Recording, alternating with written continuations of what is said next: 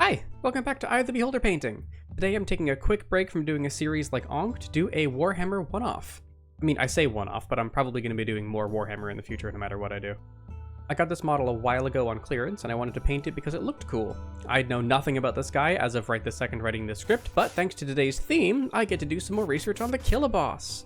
Yes, that is his actual name. I also wanted to get out of the way right before we start that this is one of the longest recordings I've ever done, this model taking me like a full couple of weeks to paint, so strap in for a lot of things. I also want to apologize in advance for all of the changing camera angles and lighting going on. I'm still figuring out the best setup for my camera. I am confident that I figured it out now, but you can probably see the progress in the video. I wanted to start with his mount, which is a thing called a Great-Gnashtoof, not tooth, tooth. It was giving me hairless dog, so I decided to paint it as such. I based it all in a mix of Pro Acryl's dark umber and tan flesh, and then made this lovely little gradient of tones with increasing amounts of tan flesh, and then eventually flayed one's flesh. Instead of my usual method of basing the whole model in one color, I decided to do something you kind of usually only do for zenithal priming, but I wanted to give it a shot.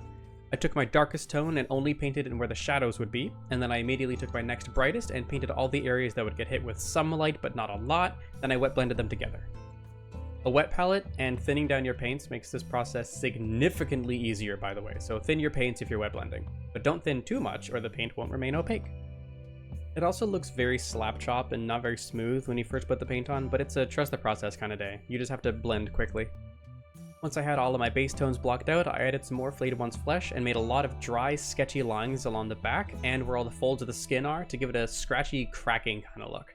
I was very liberal with these, just kind of slapping them everywhere.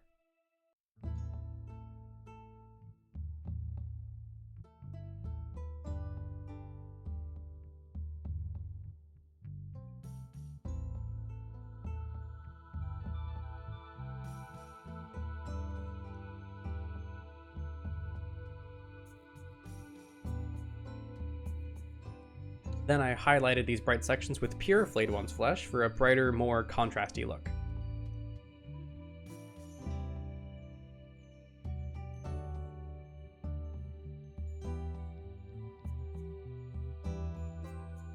So finding lore on this specific guy was a bit of a hurdle to start with, but I wanted to begin with an excerpt from the model's description that I found online somewhere.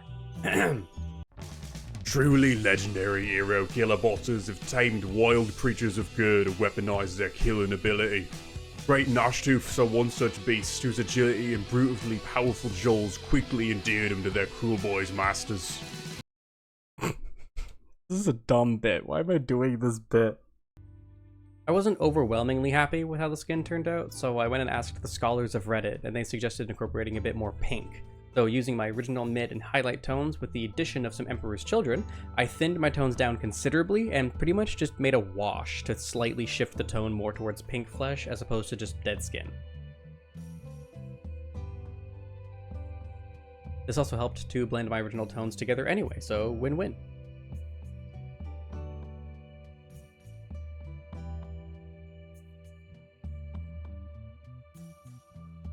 Once dry, I reapplied my brightest highlights and was much happier with the result.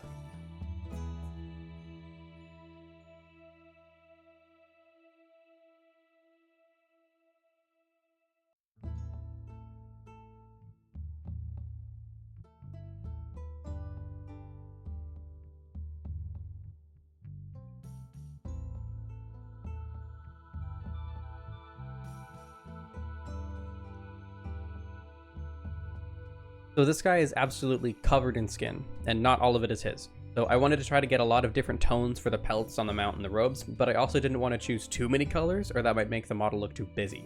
But the first pelt color I went for was based in Night Quester flesh, darkened with a little black, and then adding some sketchy, scratchy highlights with the additions of tan flesh. I wanted a quick, vibrant contrast to try and show the decay of the skin.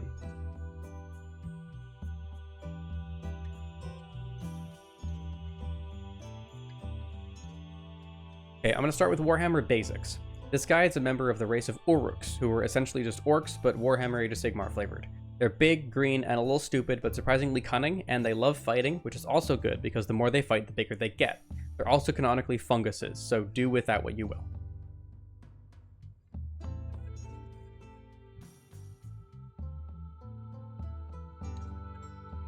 The next pelt color was roughly the same plan as the other one, except this time I based it Mournfang brown and black and highlighted with Slaanesh gray. Weird combo, because this gray is actually mostly purple, but that's just how color theory works, baby.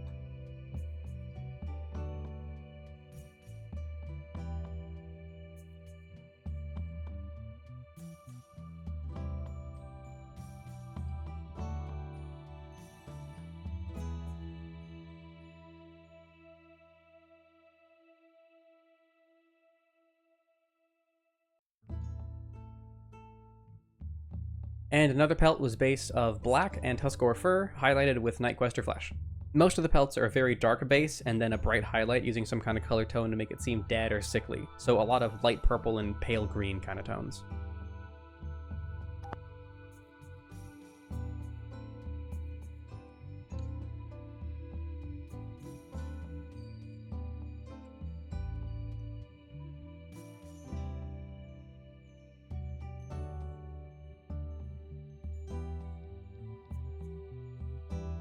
I wanted a nice vibrant color to pop out of the model, so some of the pelts that he's wearing are a kind of red that I've seen on squigs in Warhammer, so I'm gonna say those are squig skins. I based them in a Khorne red and Naggaroth night mix and highlighted with the normal Mephiston red and Trollslayer orange.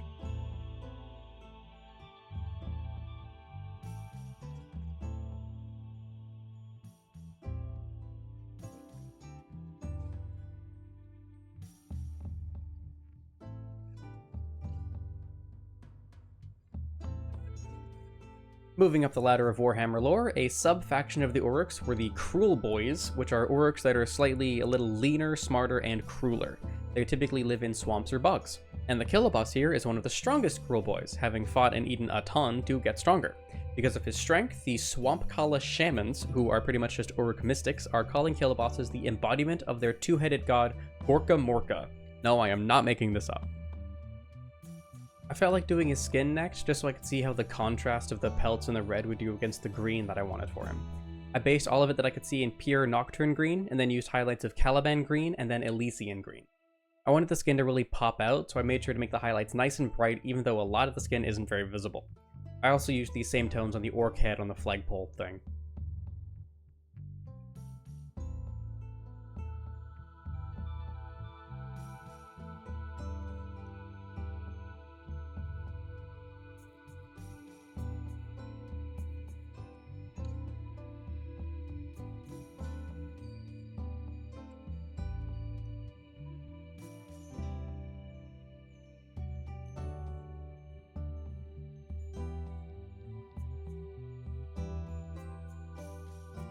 I made another pelt tone of Rhinox hide and Naggaroth night with more Nightquester flesh for some of the more humanoid things, like the hand on the flag and one of the heads hanging off of his shield.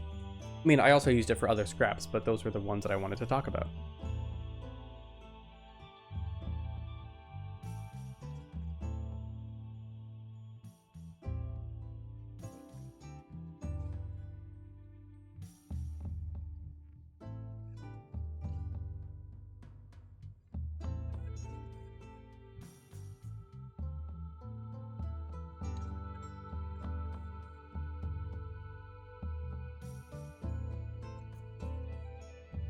I also just realized that I'd forgotten the little hairy bits on his ankles and tail and such, so I based them in a mix of Dryad Bark and Grey Seer, before highlighting with a bright addition of Grey Seer, and then I think just pure Grey Seer.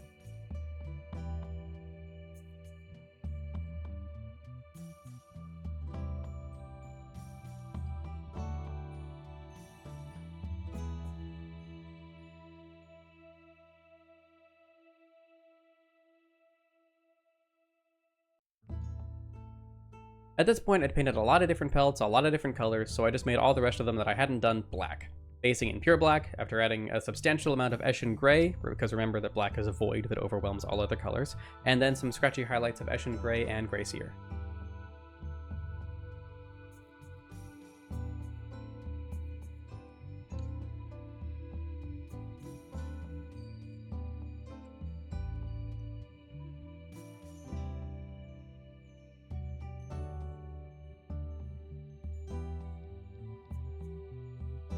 I've also learned today that Killabosses use the power of wow differently from other orcs. While it's usually a big pile of fighting and death, Killabosses use it to make schemes and plans. I only just learned about WoW, and I really wanted to read this part of the wiki explaining what it is, because it's hilarious. Not all wargs are launched intentional. Not all wargs are launched intentional.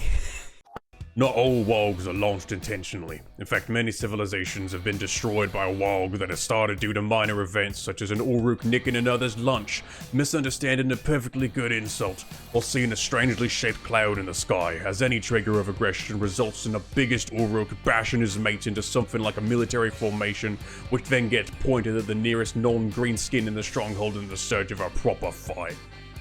Oh, that's doing wonders for my throat.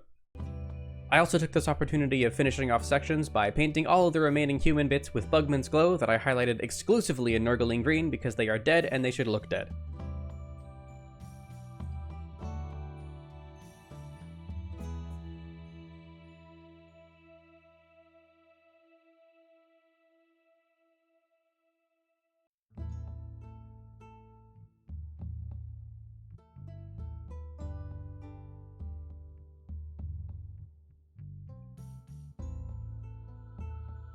The skull on the side got my normal skull routine, which is just off-whites and then pure white. And I did the same for his little toesies as well.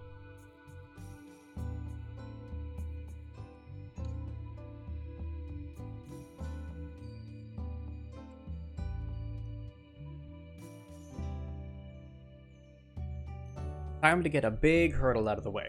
All this fancy rusted armor. I was initially terrified because I didn't feel great about my non-metallic metal skills on a good day, but these pieces had a bunch of dents in them, and damages, and I just didn't know where to go with that. I based all the armor except for the Gnashtoof's left pauldron and the Killaboss's shield in a mix of black and lead belcher. I wanted it to be a really dark silver, but still have a little bit of shine to it.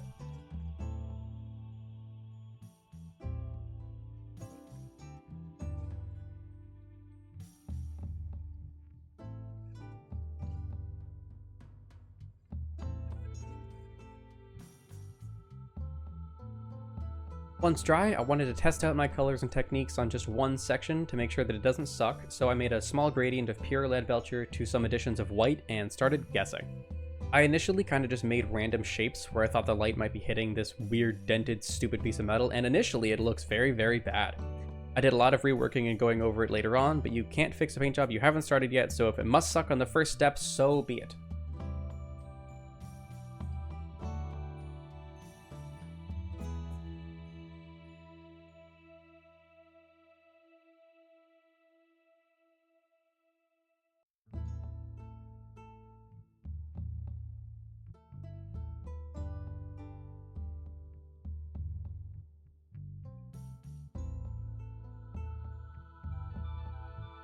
I did get to a point I was relatively satisfied with, and I did the same thing to the rest of the armor. Literal guessing based on how metal reflects light and also what does and doesn't look good at a glance. I tried to keep some non-metallic metal rules here though, like making a bunch of bright colors next to dark colors, etc. I also did look up color references, which I highly encourage no matter what you're painting.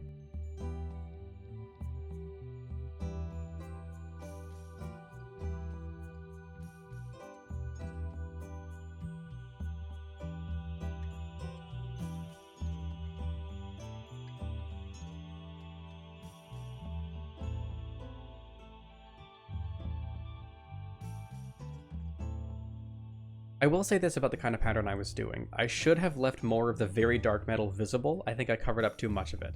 I think the mid-tone of silver should cover around 30% of the surface of the metal, and the other 70% is very small, brighter highlights and then a large amount of dark shadows. The contrast is what makes it metallic.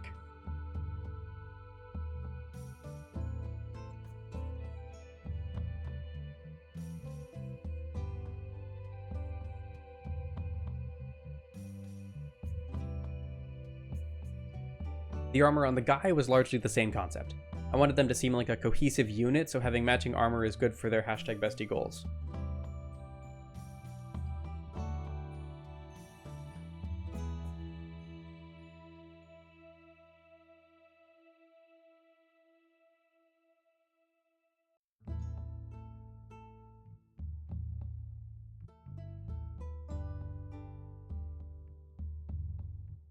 Now with all that very hard work out of the way, I washed the entire set of armor in Nuln Oil to tie it all together and mute some of my overdone highlights.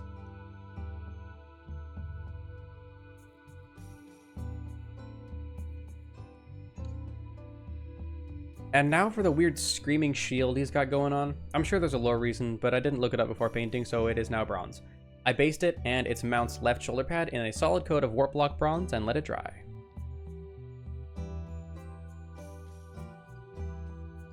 I took pure Balthazar gold, which is not gold at all, and haphazardly splapped it in places of highlight.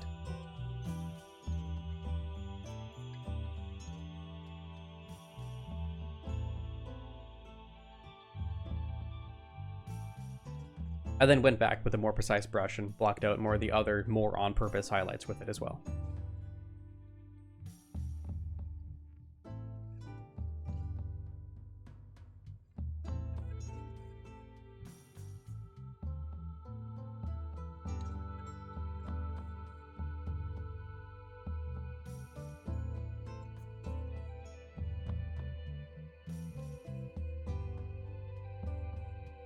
I put some more white into the Balthazar and then did some more precise, brighter highlights.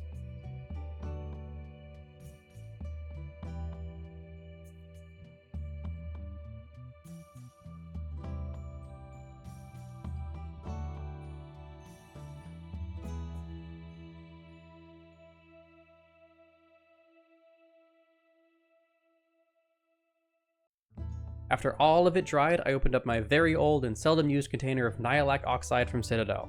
It's a technical paint for this exact reason. I splapped it all over the bronze sections and then took a paper towel and wiped off a bunch of it, leaving mostly in the recesses, but making the entire thing have this like greenish coppery tinge, which is exactly what I wanted and didn't expect to get right, so go me.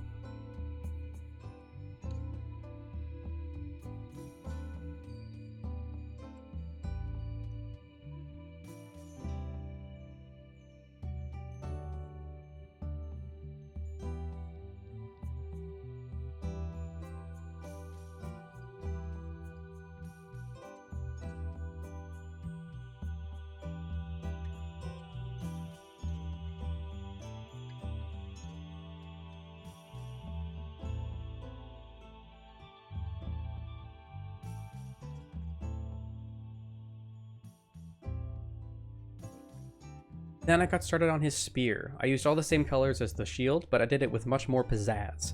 I based it in the warp block bronze and then wet blended in the Balthazar gold up to about halfway down the blade on either side. So on one side of the blade, both halves are going to have opposing gradients from dark to light, if that makes any sense. It's one of my favorite ways to do bladed weapons.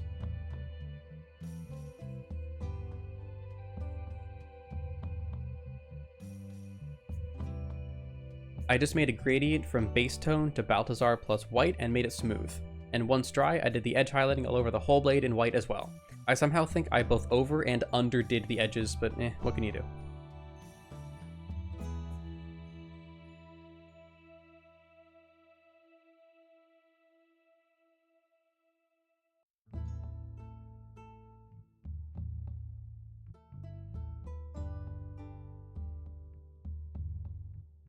So the Great-Gnashtoof isn't the only thing these guys use as companions. They can either have normal guys helping them out like teeny little stab grots, sometimes they have shamans helping them out, and there's even other mounts such as the Corpse Ripa Vulture, which are apparently extremely dangerous, but the Killaboss don't really care all that much.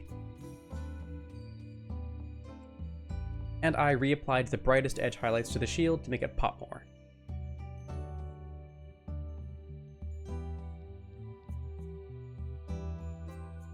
Now we get to go around the model and pick out random tiny things I left over. I started with the wooden planks on the saddle, flagpole, and spear. I based them in dryad bark and then highlighted with Mornfang brown. Not a lot to say about it, other than I made sure to use the brush strokes that followed the grain of the wood.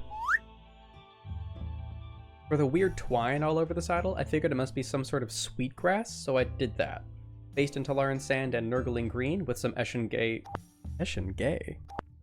Grey and threw in some Screaming Skull for highlight.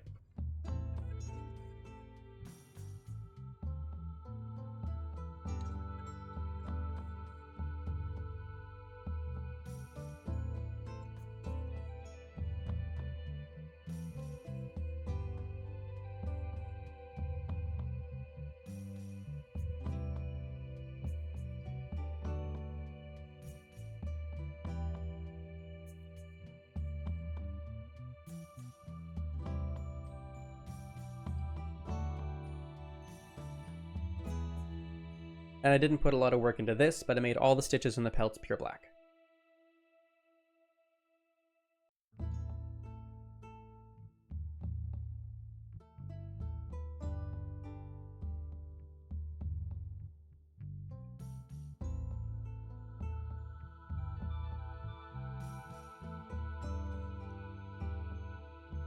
Now for something I probably should have done first, the inside of the guy's mouth. It ended up not being too much of a problem, but I absolutely should have done this before now. I started with regular Screamer Pink for the mouths and the gums, and added Emperor's Children for highlight.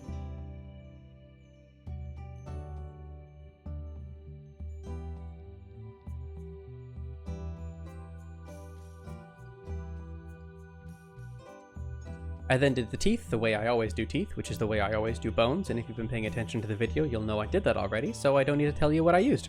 If you weren't paying attention to the video, I will personally hunt you down and I will kill you. Killaboss's eyes were easy. I just based them in white and then gave them black pupils like everybody else. Should have been yellow, but also should have been painted before now, so we aren't making any good choices here.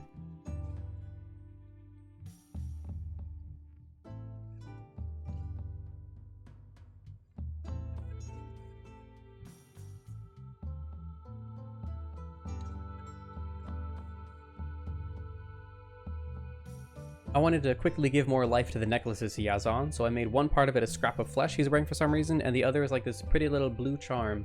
Normal colors for each, respectively.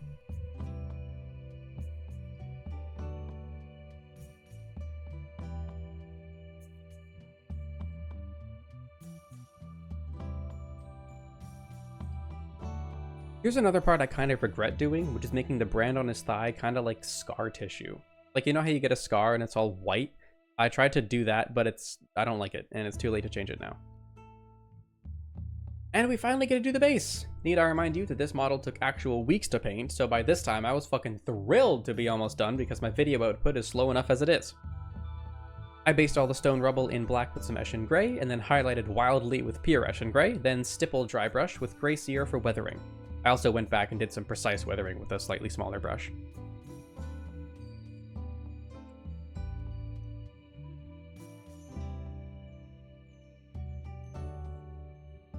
One fun thing about the Gnashtoof especially is that they have this weird ability to throw their bark like a ventriloquist to make it sound like it's coming from a different direction, so it can get like an ambush on some poor unsuspecting guy.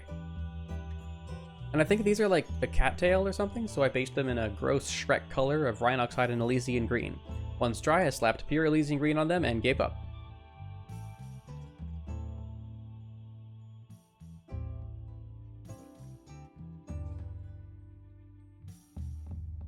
The tips were just a boring Rhinoxide to Mornfang Brown pipeline.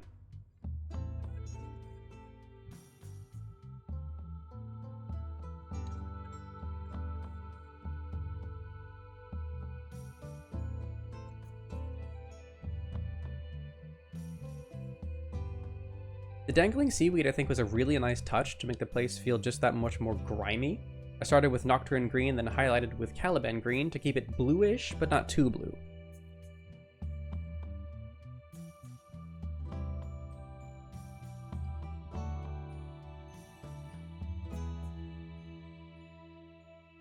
As for the base itself, I painted the ground in Dryad bark with a little bit of Nocturne Green, but as we get further out from the raised dirt, I added in more Nocturne Green to make it kind of look like the water was getting deeper.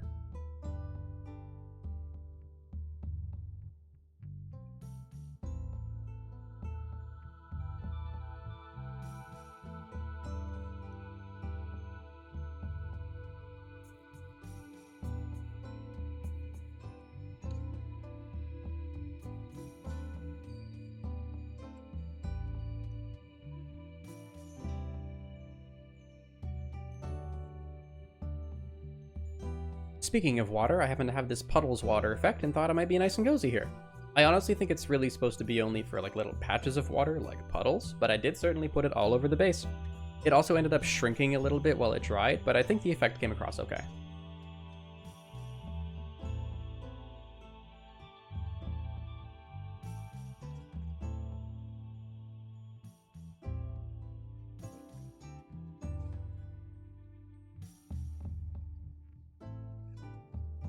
And voila! Killaboss on Gnashtoof! Still have some things that I could have done better, but I am very proud of this guy. He took forever, and he was worth it. I'll also have some more Ankh videos coming soon, and a new series that I'm about to start as well, so stick around. Hope to see you next time, and bye!